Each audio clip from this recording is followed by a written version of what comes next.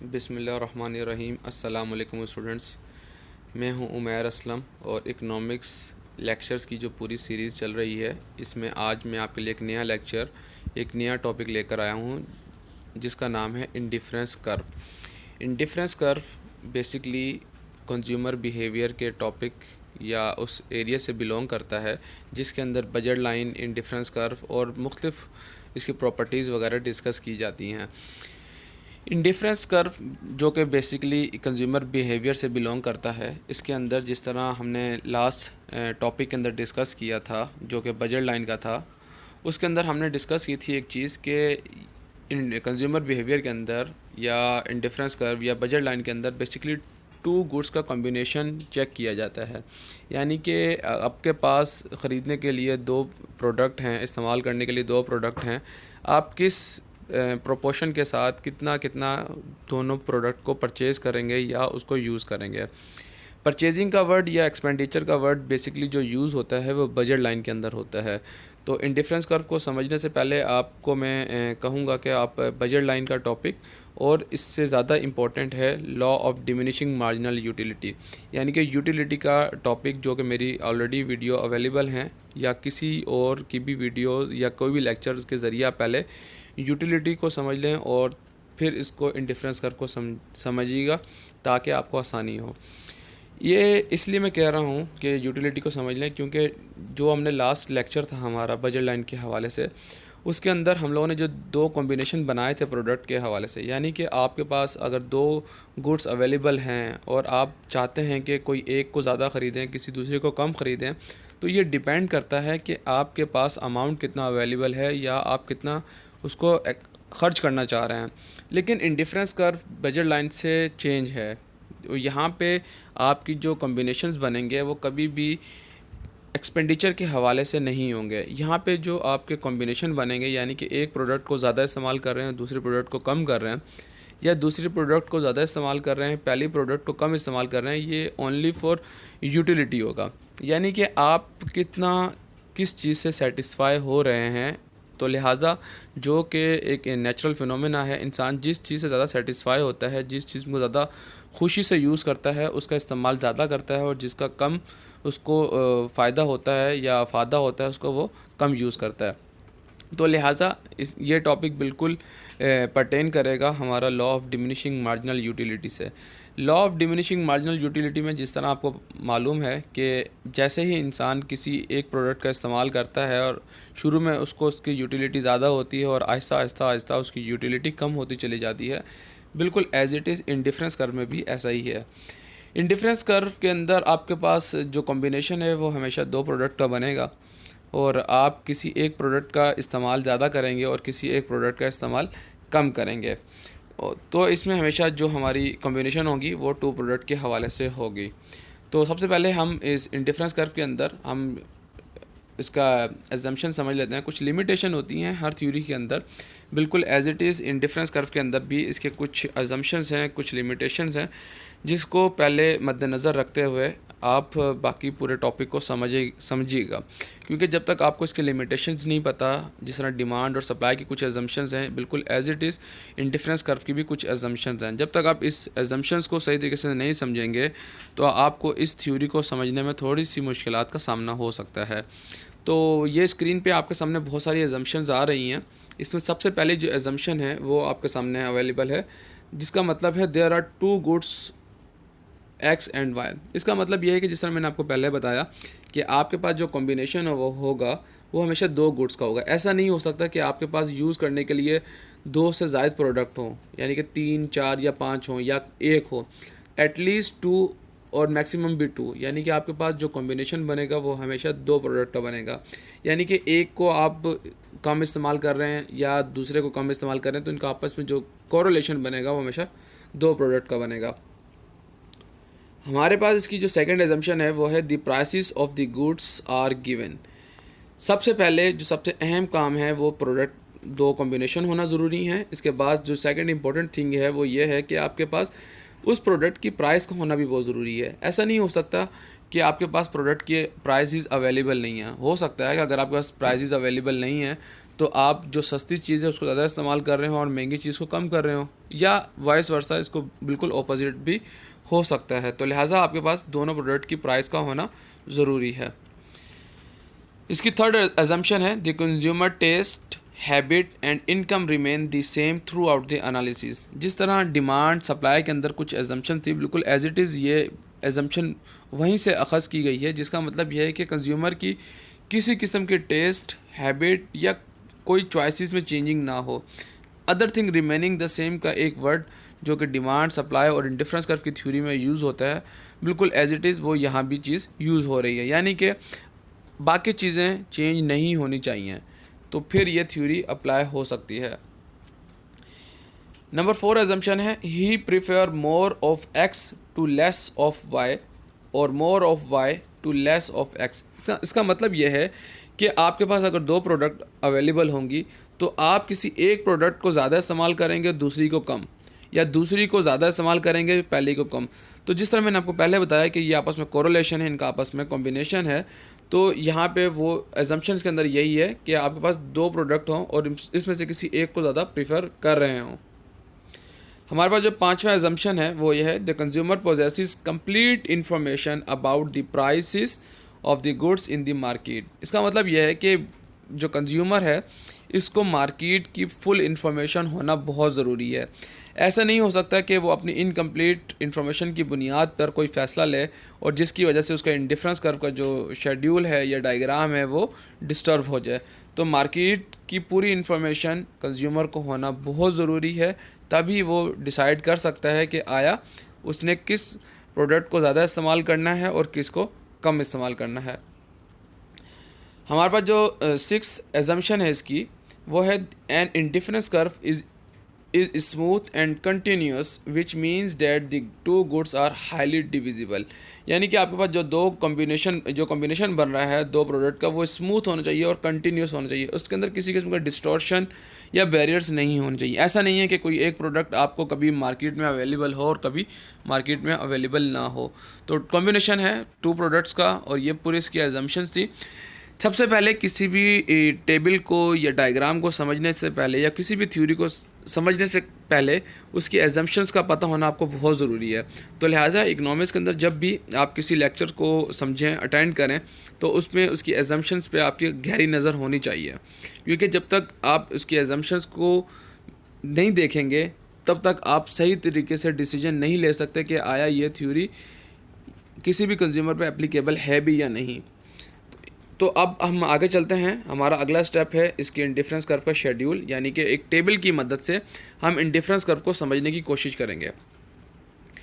जिस तरह budget line के अंदर हमारे पास एक टेबल था जिसके अंदर हमारे पास 3 कॉलम बने हुए थे, बिल्कुल एज इट इज़ यहाँ पे भी 3 कॉलम है। एक कॉलम है कॉम्बिनेशन का, सेकंड है मैंगो और थर्ड है ऑरेंज का। कोई भी प्रोडक्ट हो सकती है, तो यहाँ पे मैंने मिसाल के तौर पे 2 फ्रूट रखे हैं, आप वेजिटेबल भी रख सकते हैं, बिस्किट और कॉफ़ी की एग्जांपल भी रख सकते हैं, क्लॉथ और या मीट वगैरह की एग्जांपल भी रख सकते हैं। ये आपके ऊपर है कि आप किस तरह की मार्केट में हो और किस तरह का कॉम्बिनेशन बनाना चाह रहे हैं। तो सबसे पहले आपके सामने फर्स्ट जो रॉ आ रही है, इसके अंदर हमारा जो फर्स्ट कॉम्बिनेशन है, इसके अंदर कोई कंज्यूमर है, मैं हूँ या आप हैं, तो मेरी जो यूटिलिटी है मैंगो के ऊपर वो बहुत कम है और ऑरेंज की यूटिलिटी ज़्यादा है। यानी कि जो मेरा पहला पॉइंट था जिसके अंदर मैं ऑरेंज का इस्तेमाल ज़्यादा कर रहा हूँ और मैंगो का इस्तेमाल कम कर रहा हूँ, ये जिस तरह मैंने आपको पहले बताया था, ये बजट लाइन की तरह नहीं है। इंडिफरेंस कर्व यूटिलिटी से अखज़ किया गया है। बजट लाइन के अंदर आप ये चीज़ का तखमीना लगाते हैं कि मैं कितना अमाउंट स्पेंड कर रहा हूँ किसी भी प्रोडक्ट के ऊपर। तो यहाँ पे ऐसा नहीं है, आप कोई पैसा खर्च नहीं कर रहे, आप बेसिकली ये चेक करना चाह रहे हैं कि आपका सेटिस्फेक्शन लेवल यानी कि यूटिलिटी कितनी है। तो जो फर्स्ट कॉम्बिनेशन है इसके अंदर आप ऑरेंज का इस्तेमाल यानी कि ऑरेंज की यूटिलिटी आपकी ज़्यादा है और मैंगो की यूटिलिटी कम है। बी के अंदर आप देखेंगे जो आपका कॉम्बिनेशन बी है, इसमें आपका ऑरेंज की यूटिलिटी कम होती जा रही है और मैंगो की यूटिलिटी बढ़ रही है। ग्रेजुअली सी, डी और ई पॉइंट ये इस चीज़ को मेंशन कर रहे हैं कि आपकी मैंगो की यूटिलिटी ग्रेजुअली इंक्रीज़ हो रही है, बढ़ रही है और ऑरेंज की यूटिलिटी कम हो रही है। जिससे ये ज़ाहिर होता है कि ये जो कॉम्बिनेशन है इस चीज़ को साबित करते हैं कि आपके पास जो दो प्रोडक्ट हैं, जिस तरह मैंने पहले कहा कि टू प्रोडक्ट्स का कॉम्बिनेशन बनेगा, तो ये दो प्रोडक्ट हैं, इसका कॉम्बिनेशन यानी कि आप एक चीज़ का इस्तेमाल ज़्यादा करते हैं तो दूसरी चीज़ का इस्तेमाल तर्क कर देते हैं, यानी कि कम कर देते हैं, या दूसरी प्रोडक्ट का इस्तेमाल ज़्यादा करते हैं और पहली प्रोडक्ट का इस्तेमाल कम कर देते हैं। तो ये था इंडिफरेंस कर्व का शेड्यूल। अब इसको मज़ीद समझने के लिए मैंने आप लोग के लिए बिल्कुल एक डायग्राम ड्रॉ की है। चलते हैं इस डायग्राम की तरफ। ये डायग्राम जो आपके सामने शो की गई है, वाई एक्सिस के ऊपर हमने ऑरेंज की कमोडिटी रखी है, हमारे पास जो प्रोडक्ट है, कोई भी प्रोडक्ट आपके पास हो सकती है, और एक्स एक्सिस के ऊपर हमने मैंगोज़ को ड्रॉ किया है। ये पूरा एक कॉम्बिनेशन है, पूरा इंडिफरेंस कर्व बना हुआ है आपके सामने। तो सबसे पहले हम पॉइंट ए को डिस्कस करते हैं। पॉइंट ए जो कि रेड सर्कल के सूरत में आपको नज़र आ रहा है, इसके अंदर आप देख सकते हैं कि पहले कॉम्बिनेशन के अंदर जो कंज्यूमर था, मैं था या आप थे या कोई भी शख्स हो सकता है, उसकी ऑरेंज की यूटिलिटी ज़्यादा थी, वो ऑरेंज का इस्तेमाल ज़्यादा कर रहा था, जबकि उसके अगेंस्ट मैंगो का इस्तेमाल वो बहुत कम कर रहा था। लेकिन जैसे जैसे उसके कॉम्बिनेशन चेंज होते चले गए, उसकी इस्तेमाल चेंज होता चला गया, तो आप देख सकते हैं कि उसका इस्तेमाल अब जो पॉइंट बी है उसमें ऑरेंज से कम होकर मैंगो की तरफ डाइवर्ट हुआ। आप देख सकते हैं पॉइंट ए के अंदर आपका जो ग्राफ है वो ज़्यादा बड़ा शो कर रहा है और पॉइंट बी के अंदर पहले की निस्बत कम हो रहा है। और इसी तरीके से पॉइंट सी, पॉइंट डी और पॉइंट ई इस चीज़ को साबित कर रहे हैं कि एक जो कंज्यूमर था, जो सारिफ था, उसका इस्तेमाल ऑरेंज से कम होते होते होते मैंगोज़ की तरफ डाइवर्ट होता चला गया। तो जिस तरह मैंने आपको पहले कहा था कि इंडिफरेंस कर्व के अंदर जो कॉम्बिनेशन बनता है वो दो प्रोडक्ट का बनता है। आपके सामने दो प्रोडक्ट इस स्क्रीन पे अवेलेबल हैं, आप देख सकते हैं। और इसी तरह जो कॉम्बिनेशन बना हमारे पास ए, बी, सी, डी और ई की सूरत में आपके सामने नज़र आ रहा है। तो अभी जो हमने जो चीज़ डिस्कस की वो इंडिफरेंस कर्व की डेफिनेशन डिस्कस करी, इसकी एजम्पशन डिस्कस की, इसके शेड्यूल यानी कि इसका टेबल डिस्कस किया और इसकी डायग्राम डिस्कस की। इंडिफरेंस कर्व के ये तो थे इंडिफरेंस कर्व। और इंडिफरेंस कर्व के अंदर जो सबसे अहम चीज़ इसकी थ्योरी के बाद जो पेश की जाती है वो है इसकी प्रॉपर्टीज़। इंडिफरेंस कर्व की प्रॉपर्टीज़ यानी कि इसकी कुछ करैक्टरिस्टिक्स हैं जिसको डिस्कस किए बगैर ये टॉपिक बिल्कुल अधूरा है। ये काफ़ी अहम पॉइंट है, कंज्यूमर बिहेवियर के हवाले से काफ़ी अहम टॉपिक भी है। तो देखते हैं इसके अंदर हमारे पास इसकी प्रॉपर्टीज़ कितनी हैं और कौन कौन सी हैं।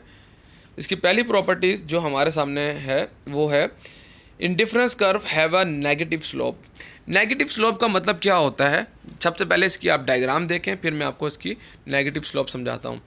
ये आपके सामने इसका डायग्राम आपके सामने नज़र आ रही है। नेगेटिव स्लोप का मतलब होता है कि आपकी जो लाइन है वो वाई से एक्स एक्सिस की जानिब झुकी हुई हो। जिस तरह आप ये रेड मार्क की हुई लाइन या जो रेड एरो है, आप देख सकते हैं कि किस तरह से ये मूव हो रहा है डाउनवर्ड। नेगेटिव स्लोप का मतलब होता है कि जिस तरह डिमांड थ्योरी के अंदर हमारा जो डायग्राम बनती है वो नेगेटिव स्लोप बनती है, यानी कि वाई से एक्स की जानिब झुकी हुई। तो आप ये एरो की मदद से इस डायग्राम को समझ सकते हैं। इसकी पहली प्रॉपर्टी थी कि इंडिफरेंस कर्व हमेशा नेगेटिव स्लोप होता है। चलते हैं इसकी सेकंड प्रॉपर्टी की तरफ। इसकी सेकंड प्रॉपर्टी है indifference curves are convex to the origin. Convex to the origin का मतलब ये होता है कि इसका जो ग्राफ है, इसकी जो डायग्राम है वो अंदर की तरफ कर्व की सूरत में होती है। आप देख सकते हैं वाई से और एक्स एक्सिस की जानिब जो डायग्राम इसकी जो लाइन मूव हो रही है वो अंदर की जानिब थोड़ी सी कर्व हुई है, तो इसे कहते हैं कन्वेक्स टू द ओरिजिन, अंदर की तरफ थोड़ी सी झुकी हुई हो। इसकी थर्ड प्रॉपर्टी है higher indifference curve represent higher level. जिस तरह मैंने आपको लॉ बजट लाइन के अंदर समझाया था कि जिस तरह कंज्यूमर की इनकम चेंज होती है, कंज्यूमर की इनकम अगर बढ़ती है तो उसकी बजट लाइन ऊपर की जानिब यानी कि अपवर्ड साइड पे मूव होती है। बिल्कुल as it is indifference curve के अंदर भी ऐसा ही होता है। जैसे ही अगर कंज्यूमर की बिहेवियर चेंज होता है, वो किसी प्रोडक्ट का इस्तेमाल बढ़ाता है, तो उसकी लाइन भी बाहर की जानिब मूव होती हुई नज़र आएगी। ये आप देख सकते हैं कि जो रेड एरो हैं इस चीज़ को साबित करते हैं कि किसी भी कंज्यूमर की जो लाइन है इंडिफरेंस कर्व की वो अलग अलग शो होंगी, यानी कि एक लाइन के ऊपर दूसरी लाइन कभी भी नहीं बनती, हमेशा या तो वो अपवर्ड साइड पे या तो इनवर्ड साइड पे, यानी कि या तो बाहर की तरफ या अंदर की तरफ वो मूव होते हुए नज़र आएंगी। इसकी जो चौथी प्रॉपर्टी है, indifference curve can not intersect each other, यानी कि इंडिफरेंस कर्व के जो लाइन हैं वो कभी भी एक दूसरे को टच नहीं करेंगी। ये रेड सर्कल आप देख सकते हैं जहाँ पे मैंने बनाया है, जहाँ पे IC1 और IC2 की लाइन आपस में एक दूसरे को टच कर रही हैं, तो इंडिफरेंस कर्व की लाइन कभी भी एक दूसरे को टच नहीं करती।